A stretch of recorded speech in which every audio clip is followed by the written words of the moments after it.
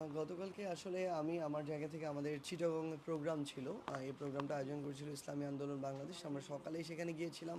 সকল রাজনৈতিক দলেরই সেখানে প্রতিনিধি ছিল এবং এই বিপ্লবের যারা বৈষম্যবিরোধী ছাত্র আন্দোলন এবং জাতীয় নাগরিক কমিটি তাদেরও প্রতিনিধি ছিল। তো সেই প্রোগ্রাম সামগ্রিকভাবে শেষ হয় রাত 12টার দিকে।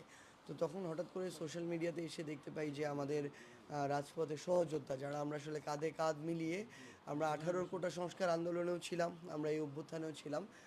আমাদের ভাইয়ের উপরে এই একটা মানে অনাকাঙ্ক্ষিত এবং অপ্রত্যাশিত এরকম একটা আক্রমণ হয়েছে এবং এই বিপ্লব পরবর্তী সময়ে যদি আমাদের কোনো একজন বিপ্লবী ভাইকে রক্তাক্ত হতে দেখা যায় এর চেয়ে কষ্টকর আর কিছু হতে পারে না আর কি।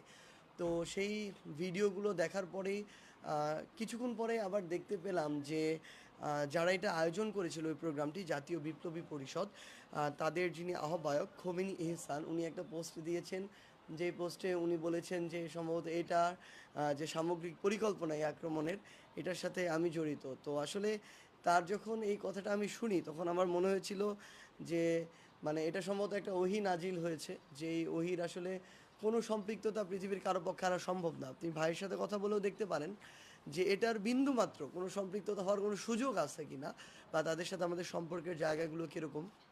তো সেই জায়গা থেকে আমার মনে হচ্ছে যাই হোক সবার সব কিছু পাত্তা দেওয়ার প্রয়োজন নেই।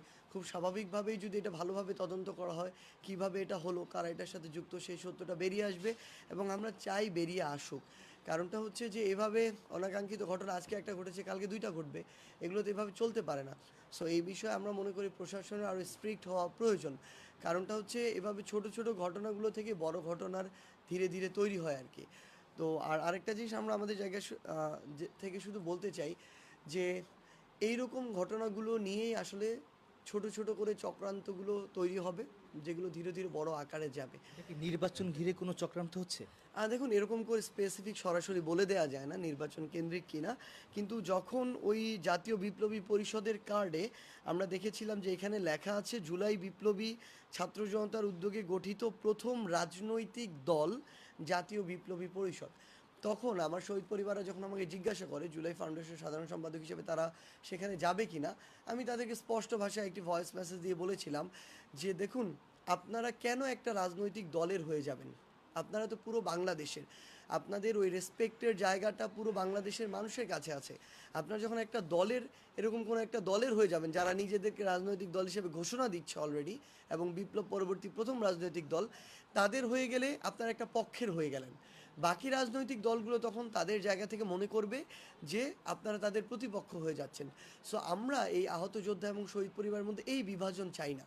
আপনারা একটা প্ল্যাটফর্মে থাকবেন, আপনারা যে কোনো যদি প্রোগ্রাম করতে চান, আপনাদের দাবি তুলে ধরতে চান, শহীদ মিনারে হোক, সোহরাওয়ার্দী উদ্যানে হোক, যে কোনোখানে হোক, আমরা আমাদের জায়গা থেকে বৈষম্যবিরোধী ছাত্র আন্দোলন হোক, জুলাই শহীদ স্মৃতি ফাউন্ডেশন হোক, আমরা আমাদের জায়গা থেকে সহযোগিতা করব।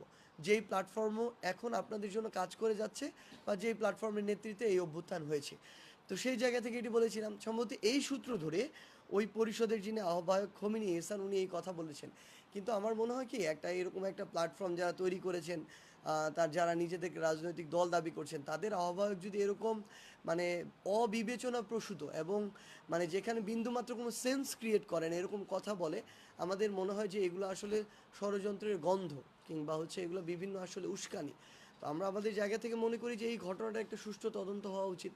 আজকে আমাদের ফারুক ভাইয়ের সাথে হয়েছে, কালকে আমাদের সাথে হবে, অন্য কারোর সাথে হবে। এগুলো বন্ধ হওয়া প্রয়োজন এবং এগুলোর বিচার হওয়া প্রয়োজন।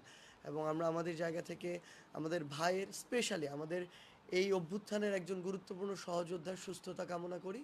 আমরা বিশ্বাস করি আমরা যদি ইউনাইটেড থাকি তাহলে আগামীতে এরকম যে কোনো অনাকাঙ্ক্ষিত ঘটনা আমরা প্রতিরোধ করতে পারবো।